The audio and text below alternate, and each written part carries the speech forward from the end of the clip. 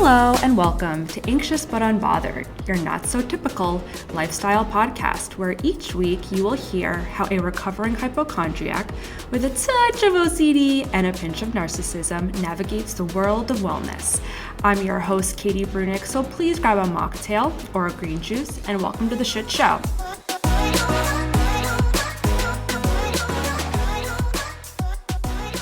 Hello and welcome back to Anxious But Unbothered. We have a different setup today, as you can see. I had never shot a vlog before, so I wasn't really sure the color schemes or the background colors or anything on lighting. So I decided to shoot it at home. So it took me a few tries because there was a lawnmower going on. Well, first, my cat was being very antsy and going like, meow, meow, meow, meow, meow. And then the lawn mower guys came, which seemed to have lasted about an hour. So there might be some cats in this video, and there might also be some dogs, so lucky you. It's also really exciting because this month is Mental Health Awareness Month. Now, for this video, I'm going to discuss one of the biggest triggers of my anxiety, which is my stutter. Now, I talked about this on my podcast a couple of years back, kind of because I felt like that it was the elephant in the room and I wanted to get it out of my way. And then there's an episode with me and my dad talking about both of our stutters. But I realized that since this is a new platform and I have a new audience, they might not be aware of the difference in cadence, let's say. And I had a few people reach out to me on YouTube asking if I had a stutter in the past or if I have one now. So I thought I would just kind of tell my story with more detail.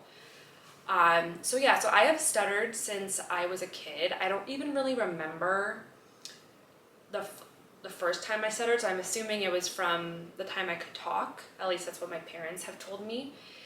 And growing up I did all types of speech therapies, and I even went to this very intensive 12-day program 3 times.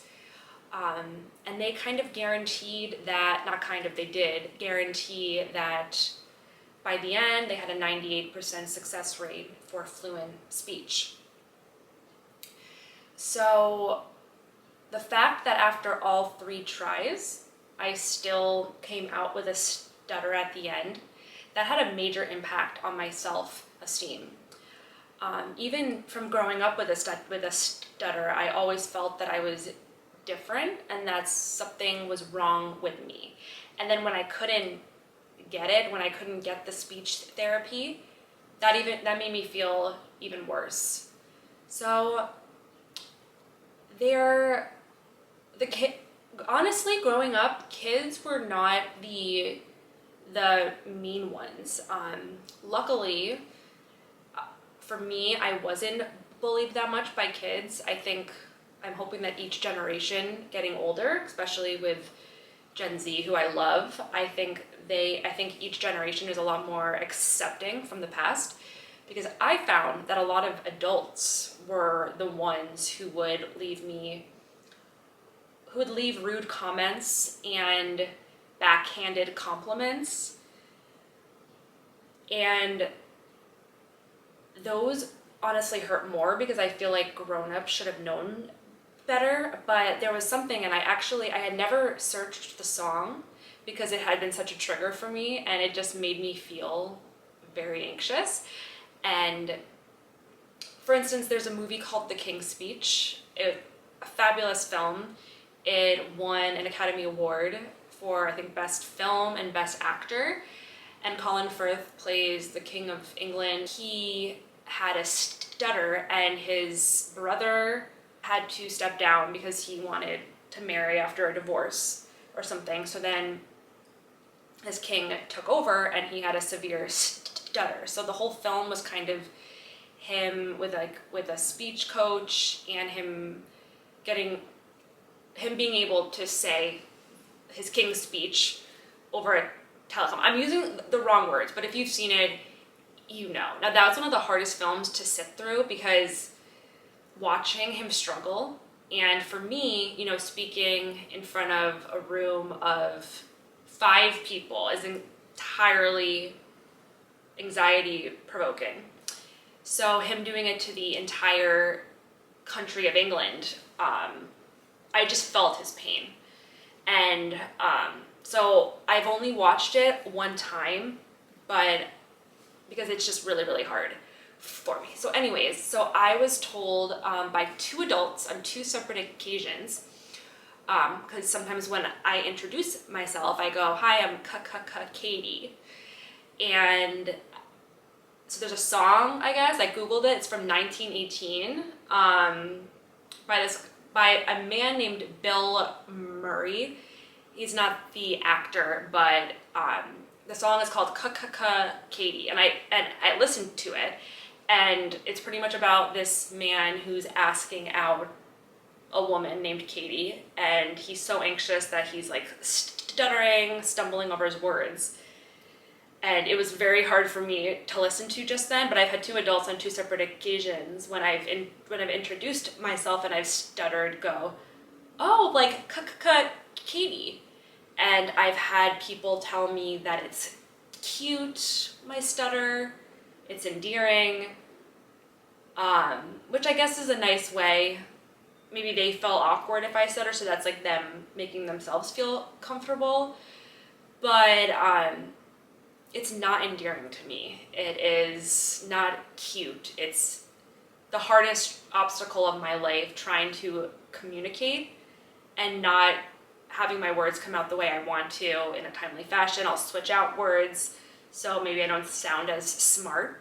And it's just really, really hard. So I mentioned in my first video how the 12-step program that I was a part of really helped me with my speech, because I used to be terrified of any social gathering, especially when I was going to meet new people, because the first thing that you see when you meet someone, like your first interaction with them is first their outward appearance, but then a conversation. So I would always I always had so much anxiety when I was going to meet someone new, especially a group of people, whether it be a work event, interviews, presentations at school. I would just speak as little as I could and just try to get through it as fast as I could. So I never enjoyed the experiences at all. I dreaded them, and then I was relieved as hell when they were over.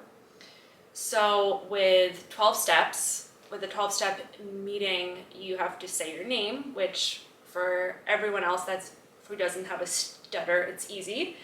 It's not easy, actually. So for everyone else who doesn't stutter, it's difficult to say your name and say that you are an alcoholic, and then to share your story, such a vulnerable part. Add in a stutter that you've had your entire life and the psychological damage that it does to you. It just, looking back, it's like a worst case scenario for somebody who stutters. The rooms were very non-judgmental for the first part, although some of the older men had comments about it, but again, I'm used to it, so it didn't bother me as much, although I still think about it. Like, it's just things, it's circumstances that happen, and then you build up a narrative in your head, and that's how everybody perceives you, and that's not necessarily the case. So the 12-step meetings really helped, because I was forced to kind of put myself out there, and I felt that it was a non-judgmental, it was a low stakes situation. So I just did that a bunch. I just tried to speak at every meeting, and I would stutter a lot. My face would turn bright red, because when I would start to stutter, I would become embarrassed, and I was ashamed of it. So my face would turn red, and then I'm like, oh my God, now I'm like a stutterer, and my face looks red, so everyone knows I'm embarrassed. And it was just a constant hamster wheel in my head. But then when you do it, and what they say with everything is if you do something a lot of times, if you repeat an action a lot of times, it's uncomfortable. Each time you do it, it's going to be less and less uncomfortable. And I definitely found that to be the case. So I am really grateful for the 12-step meetings for that reason, because it really made me speak when I didn't want to, and it gave me a platform to almost public speak to a low stakes audience. Yeah, so that's kind of like a broad explanation of my stuttering experience. And I would say in the past year, I've learned more acceptance over it. So I've also worked a lot with a therapist to really get to the root cause and the root area of why stuttering makes me anxious. And it's a lot to unpack, and that's when your childhood gets dissected, and a lot of times it's based on how people perceive me. And I think that's also started a people-pleasing pattern as well, because I always felt that I had something to prove, or I had to overcompensate for my speech. So, as I talked about ad nauseum, I used to be really afraid of being alone and losing friends.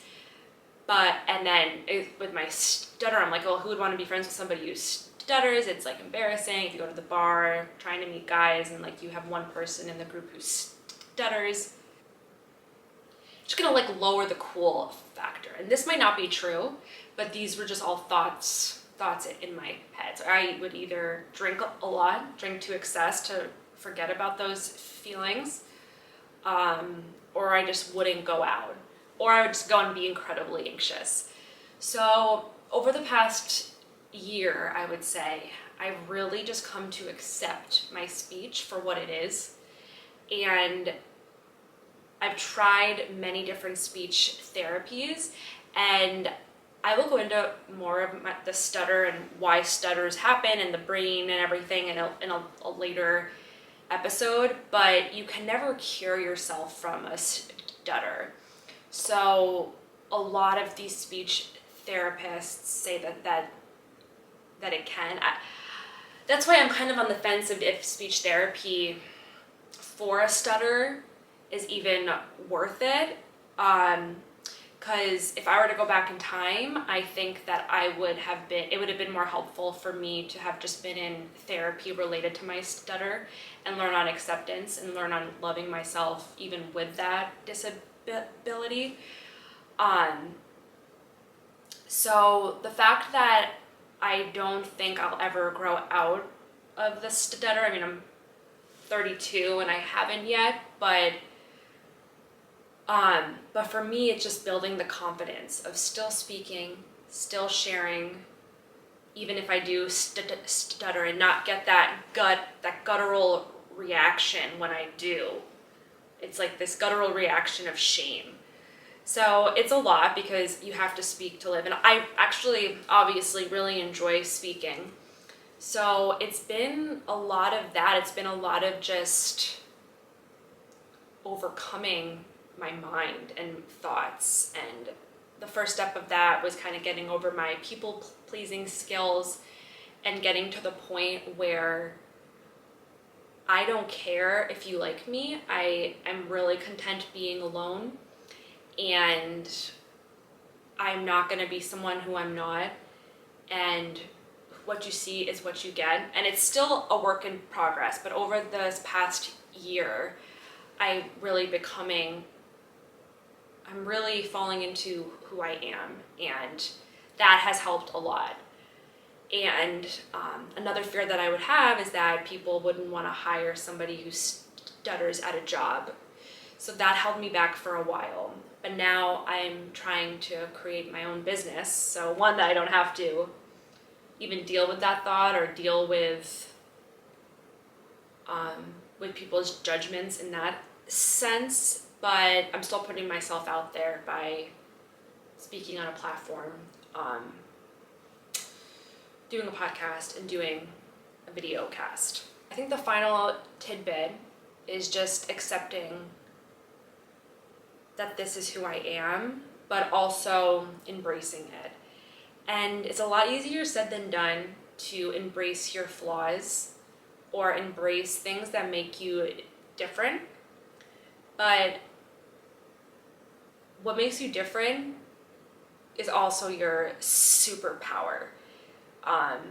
And one of the biggest things that having a stutter has done for me is it's caused me to have an enormous sense of empathy for others and people who are different, and rooting for the underdog, which I say a lot.